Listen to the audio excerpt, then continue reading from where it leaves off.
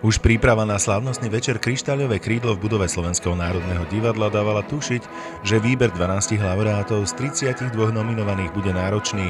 Nováčikom v tíme porodcov bol tento rok hokejista a športový komentátor Richard Lindner. Aj keď už v nejakých porotách som niekedy figuroval, ale ako keby najserióznejšia celkom iste je porota z Kryštáľového krídla, takže aj to vyberanie bolo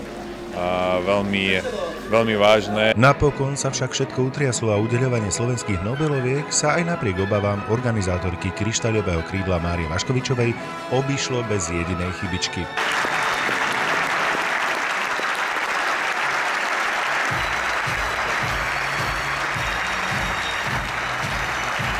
Si dovolím povedať, že presne tak, ako som si to vytýčila, akých umelcov som si vybrala a s akými ľuďmi som sa obklopila, tak presne takto Kryštálové krídlo dopadlo, pretože my sme jeden bohovský tím.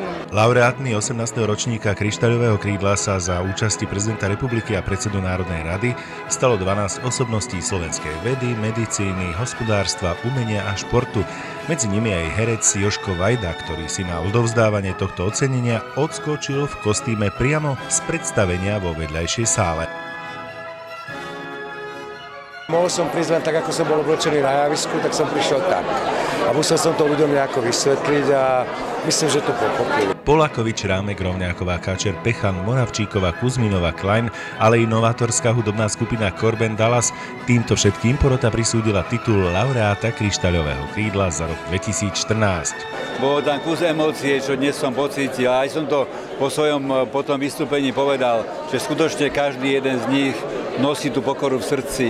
Treba vzdať úctu a hold osobnostiam našej krajiny, pretože sú to ľudia, ktorí niečo v živote dokázali. Prišlo však aj na ceny mimoriadne za celoživotnú prácu a zda nikoho neprekvapilo, že si ich prevzali duchovný Anton Srholec a vinárka srdcom a dušou pani Dorota Pospíšilová. Hlavne preto ma to teší, že proste výsledok mojej práce slúži už 2 generáciám, dneska čím ďalej, tým viacej a to je na tomto vzácne. Každé ocenenie je prekvapenie, to uznanie spoločnosti, že človek pri nej stojí a to až na to, že ocenenie by si zaslúžilo mnoho ľudí, ktorí robia oveľa viac obetujú.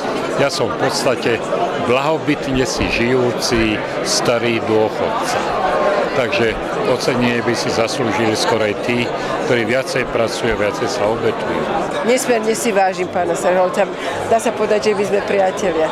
My sme spolu aj svojho času sedeli v Helsinskom výbore, takže ho poznám ako človeka, ktorý je veľký bojovník a bojovník za spravodlivosť a pre mňa je to skvelý, fantastický muž, ktorý naplňa svoje poslanie.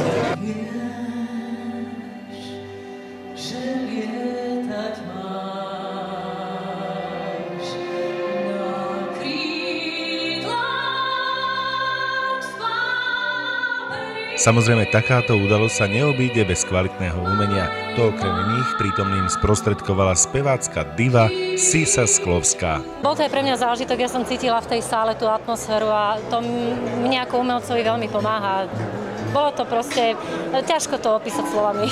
To sa dá iba zaspievať. Ja som 5.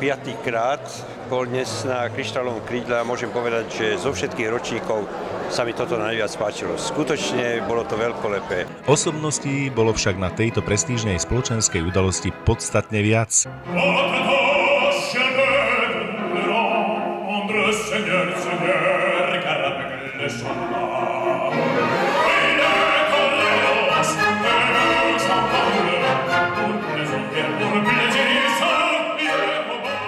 Pravda je taká, že ja som dneska mal spievať v Mníchove, v štátnej opere, kde ma narýchlo vlastne do jednej novej inscenácie oslovili a ja som im vysvetlil, že môžem urobiť všetky predstavenia, ktoré chcú, len dnes, práve dnešné, ktoré sa konalo, nemôžem spraviť. Ak sa raz vyperíš rast, zmeníš svet vonku aj v nás, nezastaví ťa.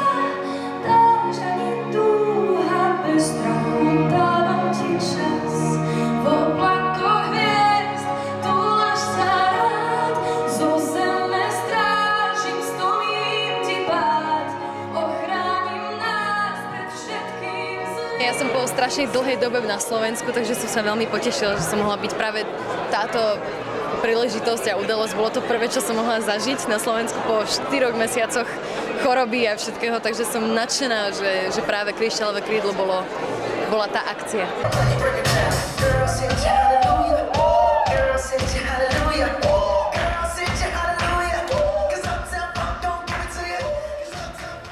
Keď môžem zainteresovane povedať po skončení prenosu a tohto krásneho podujatia, tak tá atmosféra bola mimoriadna. Mimoriadna vďaka ľuďom, ktorí ju vytvorili, mimoriadna vďaka účinkujúcim, ktorí už len dostať na síce pôdu Národného divadla, na domácu scénu také hviezdy, aké tu boli dnes, Štefán Skocán a Dalibor Jenis, fantastické. A to ocenie malo v sebe takú obrovskú dávku empatie a ľudskosti. Keď môžem tak prirezovo, každý ocenení hovoril o iných, nie o sebe. A to je vzácne a to si veľmi cením a to je pre mňa poučenie. Hovoriť viac o iných ako o sebe.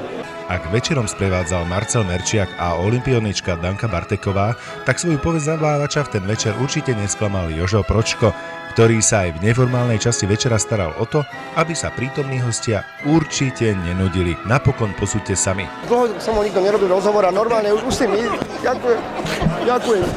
Ďakujem mu naozaj. Spravili sme to tak, že naozaj, aby si ľudia mysleli, že ja moderujem. Ale Mária vie, že ja budem mať tohto roku 50, tak povedala: Jozef, ja ti nedám žiadne peniaze, ja ti dám tento darček. A ja som naozaj mohol na pódiu, kde stoja takí významní ľudia, takí ľudia, ktorí sú naozaj ako tento človek, tak na tom pódiu som mohol povedať, vidíte to?